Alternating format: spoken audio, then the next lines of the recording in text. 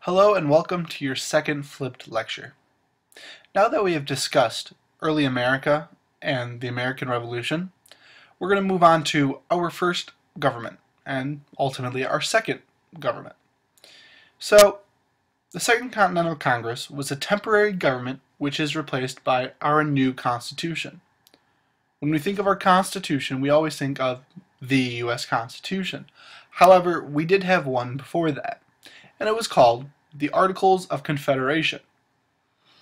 This was our very first government. It was created as a very weak central government. Why do you think that was? Well, if you think about it, it makes a lot of sense.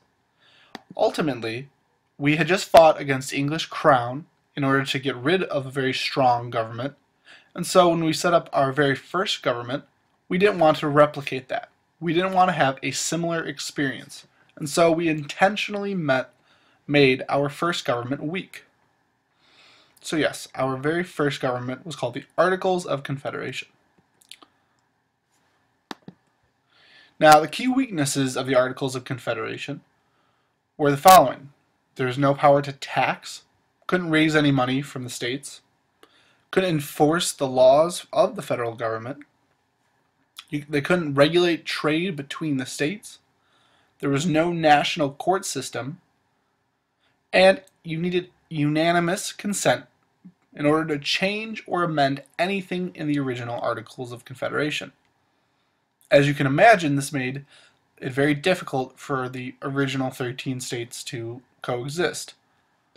This national government could not tax, and so there was no money for it. They'd have to go from state to state and ask for money, which was largely unsuccessful.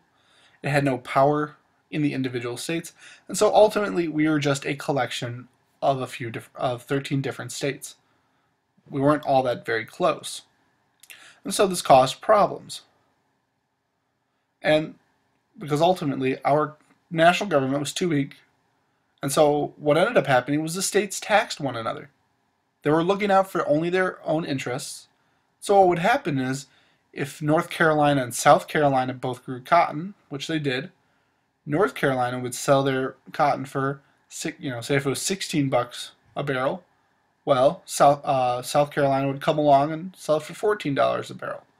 And so for North Carolina to keep it competitive, they'd charge a $3 tax on South Carolina's cheaper cotton, and then it would only be $17. And so you'd see this go back and forth. They'd start taxing one another only so that their homegrown crops or goods or services were the cheapest for their local residents. This caused a lot of problems. The states printed their own money, so there's 13 different currencies used in the early America, which made it not very transferable. You couldn't use it elsewhere. Inflation, prices were really high, and so it was very hard for you to go to a different state and really successfully buy something that wouldn't be exorbitantly high, meaning it was out of reach. And finally, there was a lot of violence. A bunch of farmers in Massachusetts, what's called the Shays Rebellion, got together and they tried to shut down a courthouse because of the debt that these farmers had incurred, had taken on from the American Revolution. They tried to shut out the courts, and so a lot of violence was occurring, and ultimately the consensus was made that it was not working for America. We needed to change this system, and so they ultimately created the U.S. Constitution. Now, who were these people?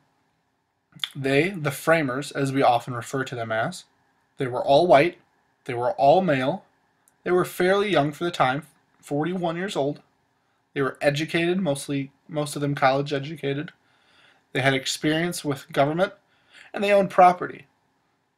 As I'm sure you can tell, these people didn't really represent all of America. There were no women, no people of color, no poor people, but they were the ones that were chosen.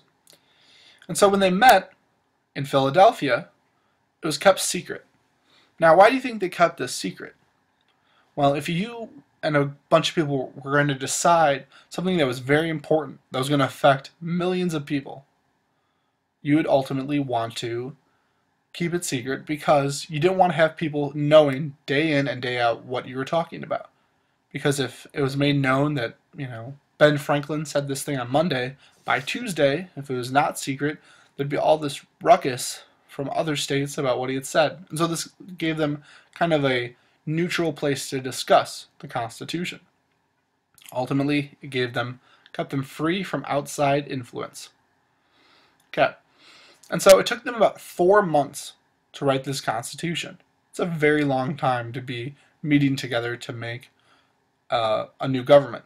But, they're making a government that was supposed to work for everyone. So 4 months is what it took. So we referred to the Constitution, the Constitutional Convention, as the Philadelphia Convention because that's where it was made. Ultimately, they had a first plan to just revise it. They were just going to make tweaks. But it only took a few days into the convention until the delegates there realized that it needed to be scrapped. They needed to start fresh. And so it became the Constitutional Convention. Now, what we're about to talk about is really the fundamental argument that took the longest to figure out. And it had to do with the new legislature, how the states would be represented in the new Congress. And so there's two main plans. There was the Virginia plan, which called for a strong national government. And they wanted 3 separate branches, sound familiar? A bicameral legislature, as you might remember from the first sets of notes, that means 2 houses of Congress. And they favored large states with representation in Congress based on states' population. Virginia being a large state, this makes sense. We have more people than Rhode Island, they would think, so we should have more representatives in Congress. Now, New Jersey had a different plan. They just wanted a revision of the Articles with a little bit more power. They thought that the Congress should be unicameral, and that Congress favored the small states, with representation in Congress being equal for each state. 1 delegate for 1 vote, meaning every state should send the exact same number of delegates to Congress. Once again, this favored small states. Despite having less population, they had it as equal of a say as Virginia or New York. And so they needed to compromise. The nation had already begun to divide, and so they needed to come to some kind of agreement. And so ultimately, the delegates from Connecticut came together and proposed an idea. It was what ultimately became known as the Connecticut Compromise, oftentimes referred to as the Great Compromise. And so they dealt with the issue of how to determine representation in Congress, in the legislative branch. And so it ultimately put the large states on one side and the small states on another. And so they resolved this by creating a bicameral legislature, 2 houses. This is what we have today. 1 house, the amount of delegates was decided by population. So the states of today of California and Texas get to send a considerable amount more of delegates or representatives than, say, Wisconsin or Iowa. And however, the other house, the Senate, did give votes equally, 2 per state. So even though Wyoming only has about 800,000 people in it, they get 2 senators, just as California, a state of tens of millions of people, only get 2 senators as well. So ultimately, the Great Compromise made for 1 house based on population, the other on being equal vote. The second big compromise was the 3/5 compromise. So the issue that was dealt here was how to count slaves, those who were considered property at the time, for taxes and representation in Congress. And so this pitted the North versus the South. The way the North saw it was that in the view of taxing, how much tax each state should send to Congress, they thought that the South should consider those slaves as people, and therefore they'd have to send more tax. But when it came to how many people they got to send to Congress, how many representatives they had, the North favored those slaves' property to not count as people so that the South didn't have a larger amount of people, of representatives.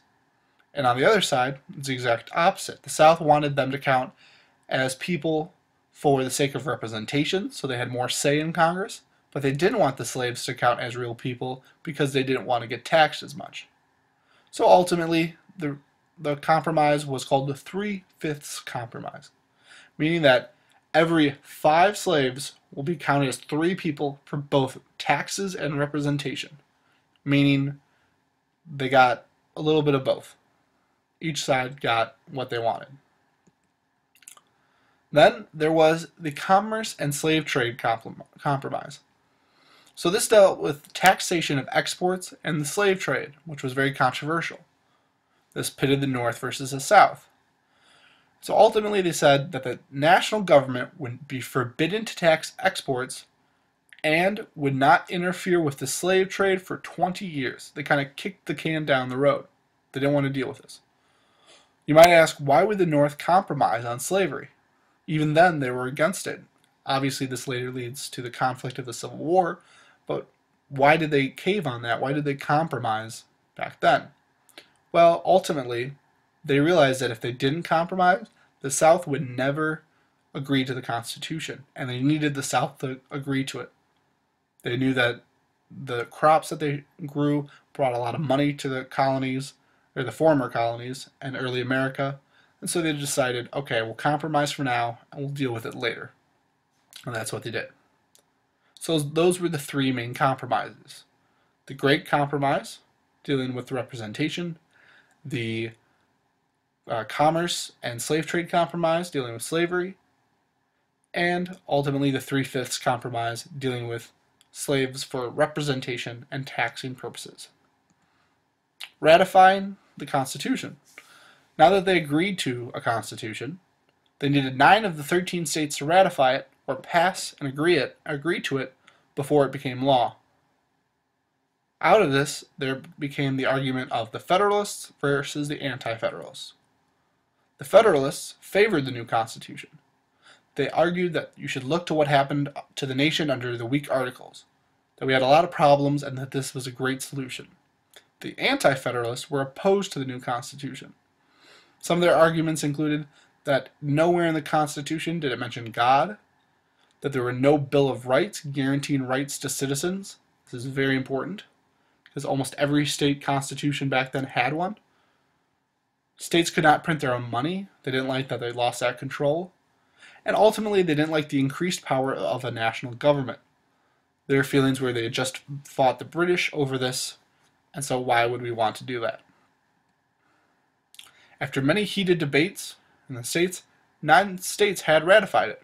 However, it didn't go into effect because New York and Virginia refused to sign.